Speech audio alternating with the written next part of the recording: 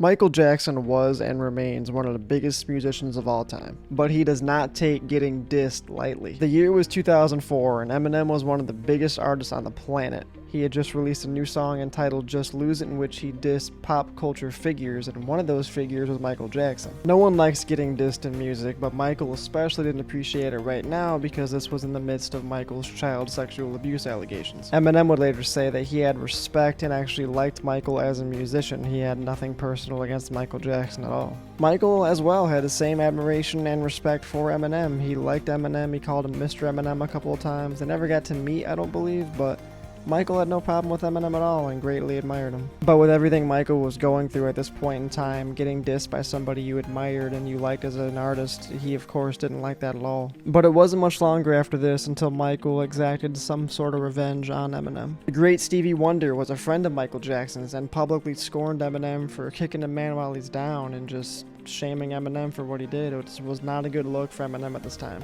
As a fan of Eminem and being from Michigan, so almost like you have to be, I feel like he's dissed a lot of people, obviously. I don't think he takes too much pride in dissing Michael Jackson, especially considering what happened afterwards. Also keep in mind too, this is one of the worst times of Eminem's life, personally. He just was always on something, just a lot of tumultuous stuff developing behind the scenes that not many knew about, so consider that as well. Michael exacted some sort of revenge in 2007 by buying Eminem's company Famous Music for $370 million, which meant at one point Michael Jackson owned the entire back catalog of Eminem. Which really wasn't a shock because at one point Michael actually owned the Beatles' music too. He was a incredibly smart businessman when it came to music and publishing. Michael unfortunately passed away in 2009 and Eminem would get the publishing rights to his own music back in 2016. Moral of the story, whether it was a joke or a diss, Michael Jackson was not one guy that you wanted to mess with in regards to music. He had the power and the money and everything in between to exact any sort of revenge he wanted to against whoever wronged him.